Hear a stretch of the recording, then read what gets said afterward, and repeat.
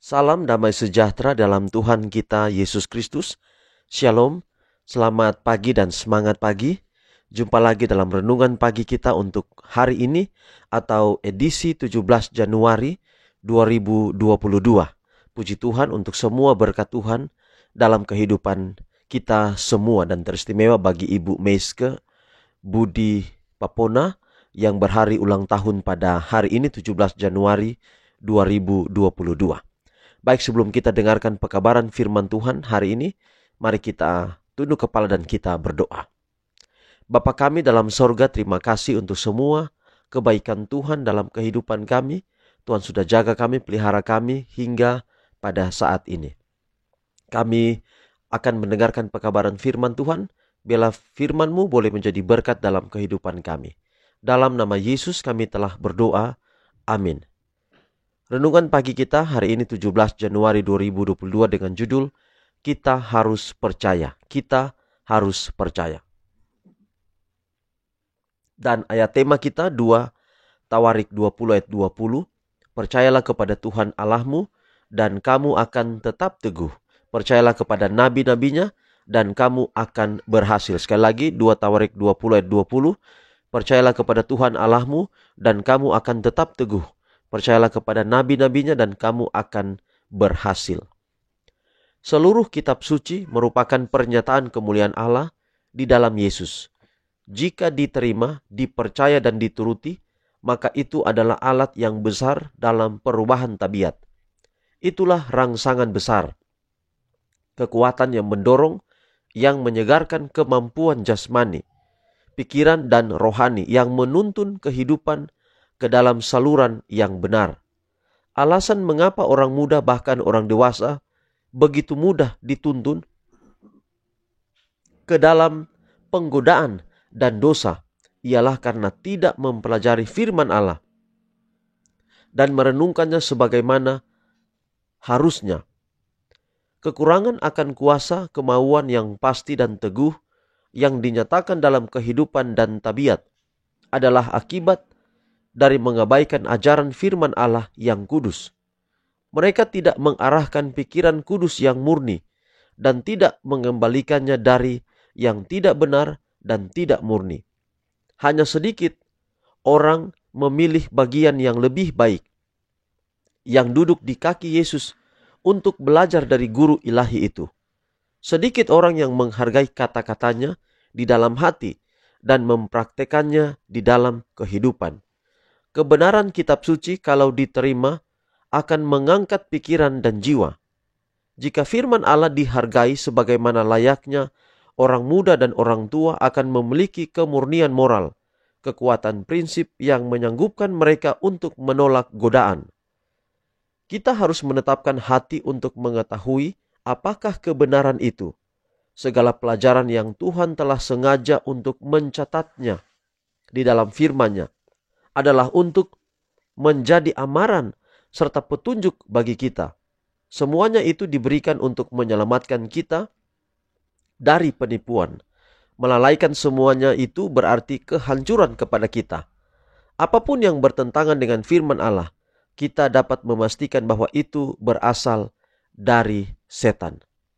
Saudaraku, ada banyak orang yang pada akhirnya tidak percaya kepada Allah oleh karena dia meragukan firman Tuhan. Mungkin dia tidak meragukan seluruhnya, tetapi dia meragukan sebagian. Nah, kalau kita meragukan firman Tuhan sebagian, itu sama saja kita meragukan seluruhnya. Oleh karena isi firman Tuhan tidak pernah bertentangan satu dengan yang lainnya. Kita memiliki prinsip-prinsip dasar. Walaupun kita memiliki persepsi, pandangan, cara pandang yang berbeda terhadap Alkitab, tetapi sekurang-kurangnya kita memiliki prinsip dasar dari iman kita.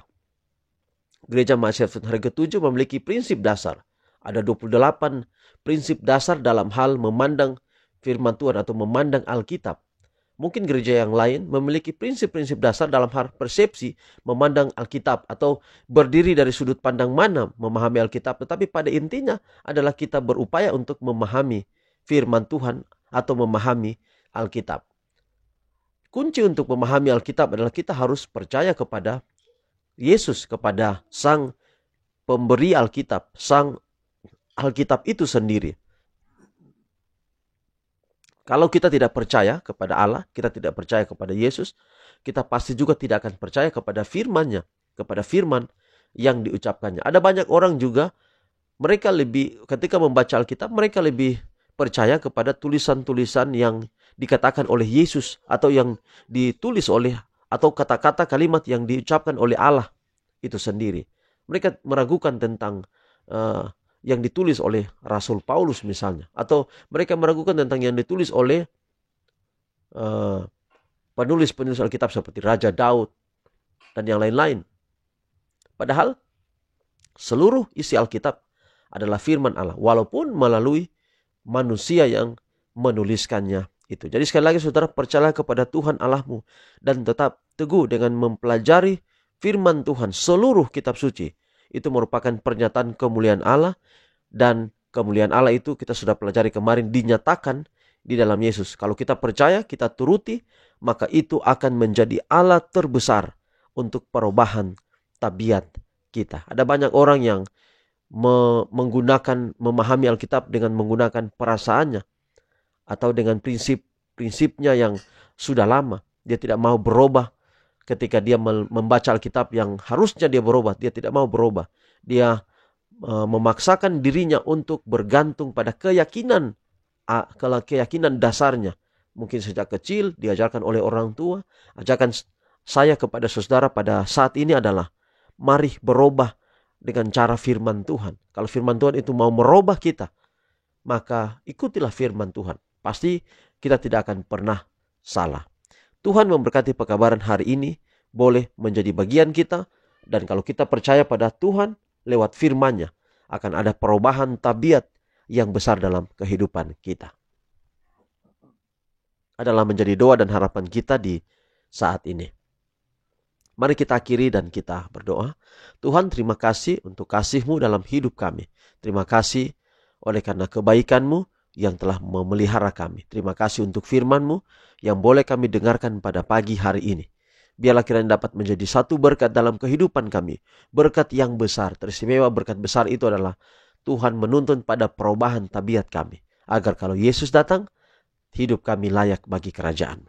Berkati kami hari ini Tuhan, dalam segala rencana kami, hidup kami taruh dalam tangan Tuhan. Apa yang kami kerjakan hari ini, biarlah selalu berhasil. Apa yang kami temukan di tangan kami, dapat kami kerjakan dengan sungguh-sungguh. Dan semuanya akan membawa kehidupan kami satu keberhasilan kepada keberhasilan yang lain. Dari satu perkara kecil kepada perkara-perkara yang lebih besar, yang Tuhan perkenankan kami terima hari ini. Bagi yang berulang tahun, Tuhan berkati. Bagi yang berduka, Tuhan hiburkan. Yang sakit, Tuhan sembuhkan. Lemah iman, Tuhan jamah, kuatkan, dan boleh bangkit dari keterpurukan menjadi umat Tuhan yang setia. Inilah doa kami, berkati channel ini, berkati jaringan, agar supaya penyebaran firman Tuhan melalui channel ini dapat terjangkau kepada setiap jiwa yang rindu mendengarkan firman-Mu. Dalam nama Yesus, hamba-Mu persembahkan doa ini. Amin. Saudaraku, demikian pekabaran hari ini. Tuhan memberkati kita semua. Sampai jumpa besok. Shalom.